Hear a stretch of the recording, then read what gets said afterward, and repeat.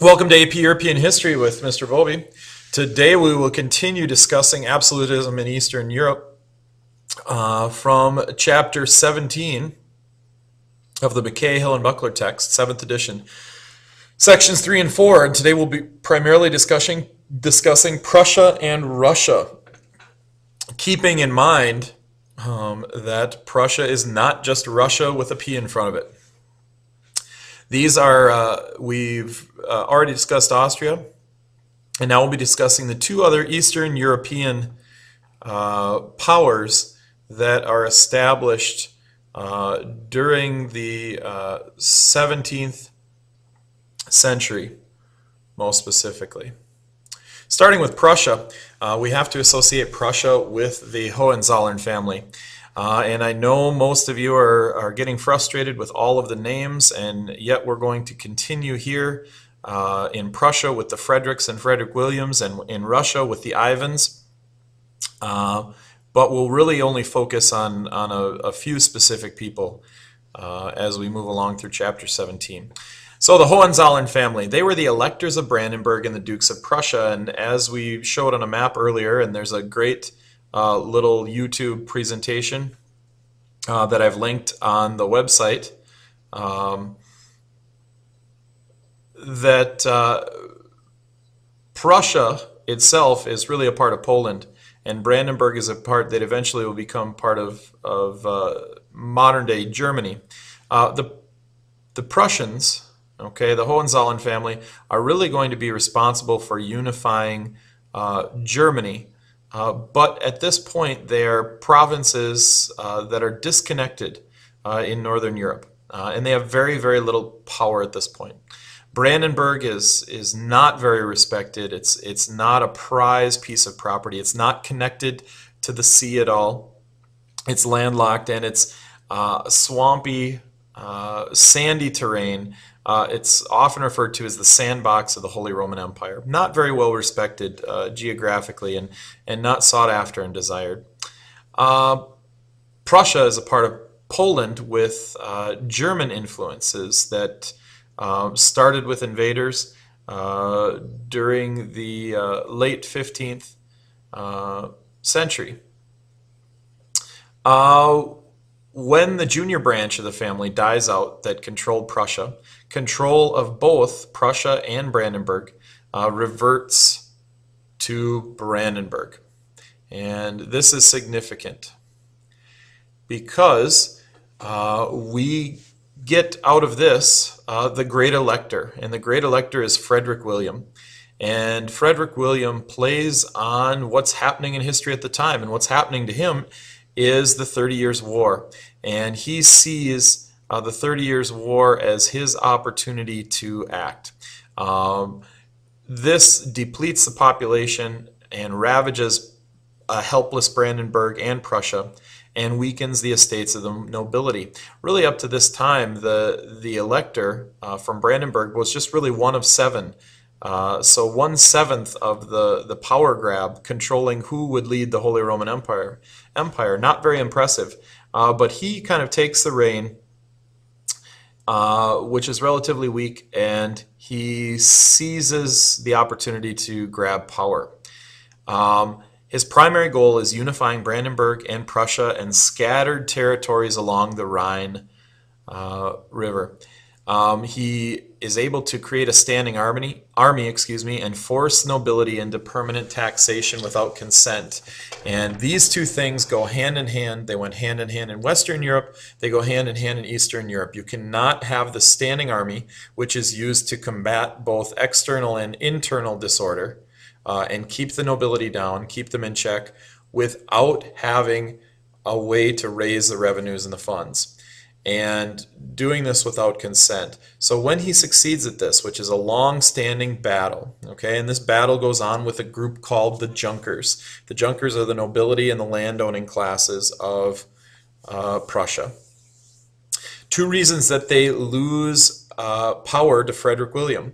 Number one, they refuse to ally with the towns. The nobility see themselves as being far above the townspeople, the urban and middle classes, and they don't unite. If they had, they may have been able to curb Frederick William's power. And also, war softens the estates and magnifies the need for soldiers. So Frederick William is saying, hey, we need this established army, and with this army, in turn, he's able to put down and keep the junker class, the noble class, in check.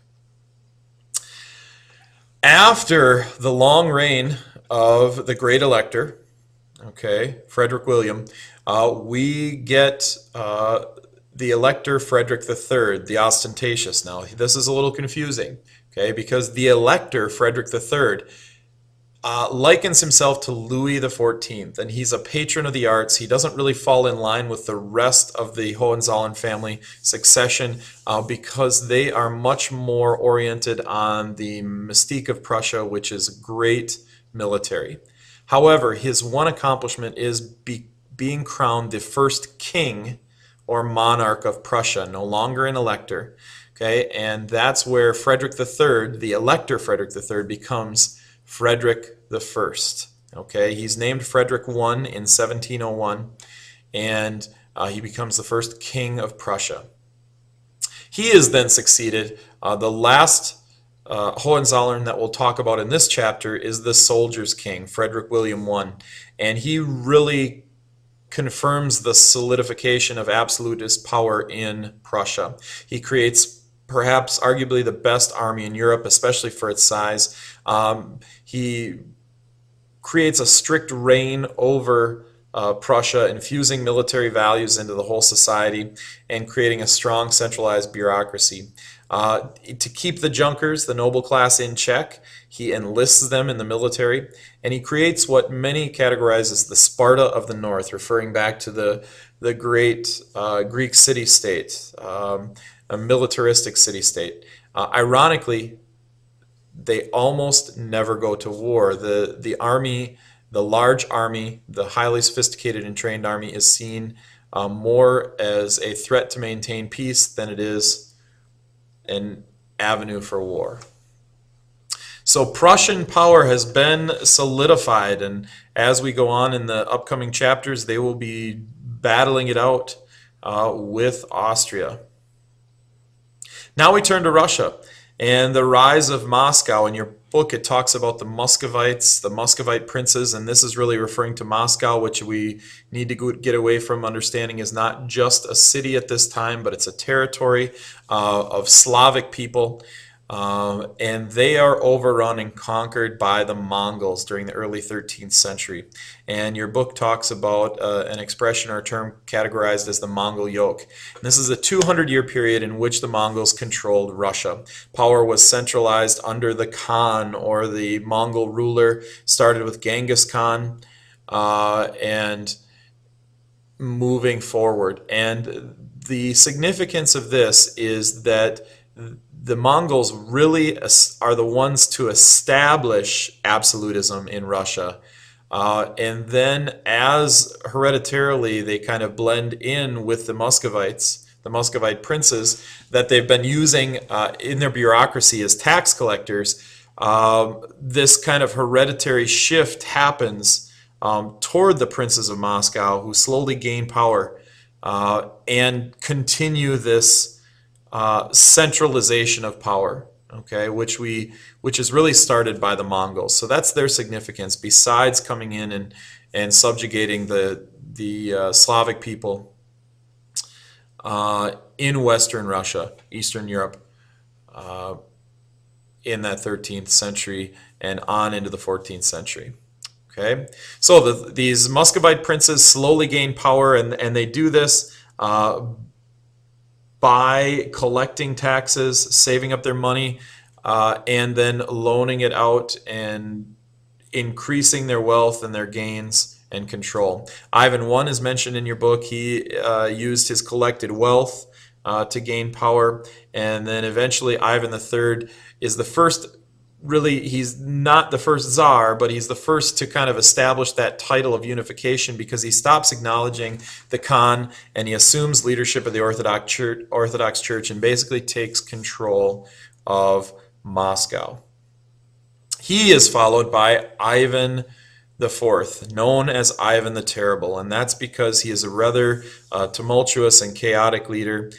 He goes on to continue establishing the service nobility, and this is where Russia starts to take a turn that's very drastically different than, more extreme than Prussia and Austria, and very drastically different than Western Europe.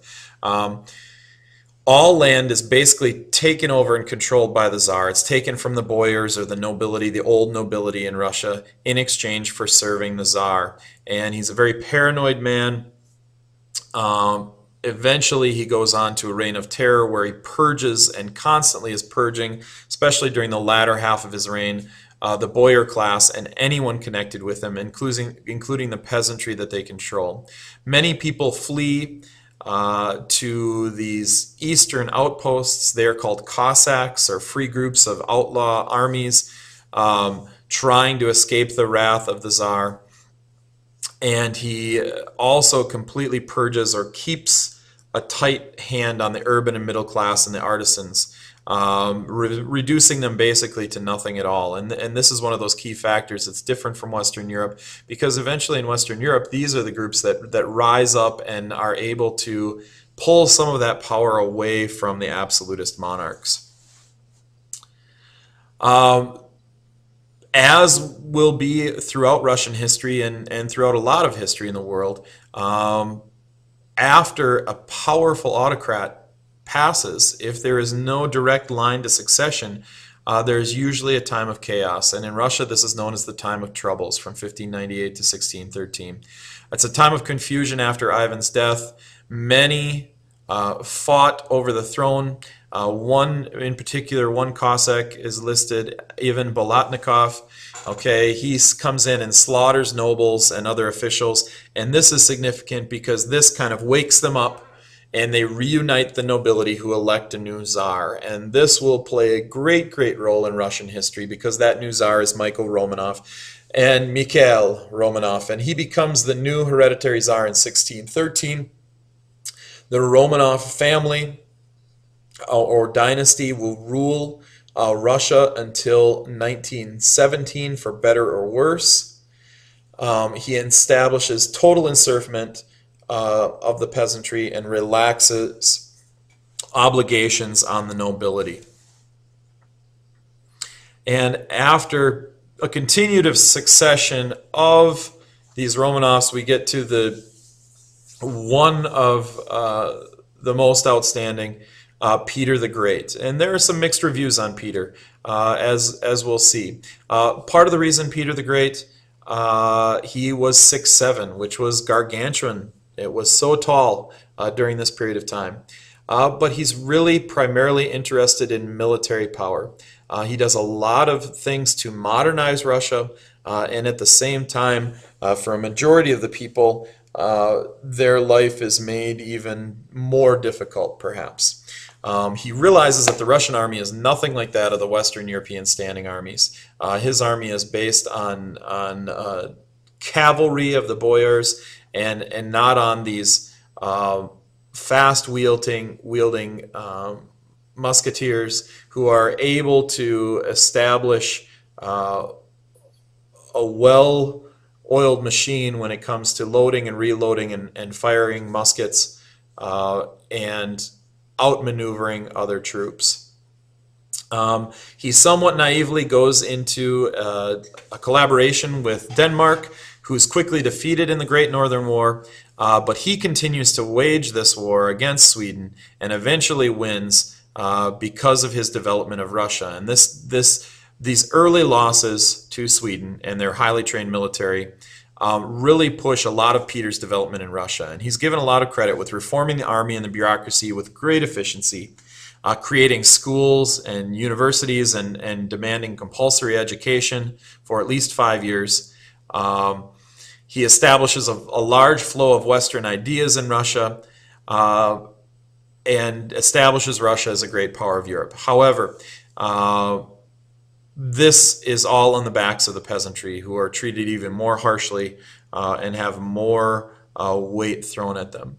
One other note in there, it's kind of out of context a little bit, but Poltava would be a significant thing for you to take a look at, 1709, and that's really a turning point in the Great Northern War, which shows the fruits of Peter's labor in modernizing Russia.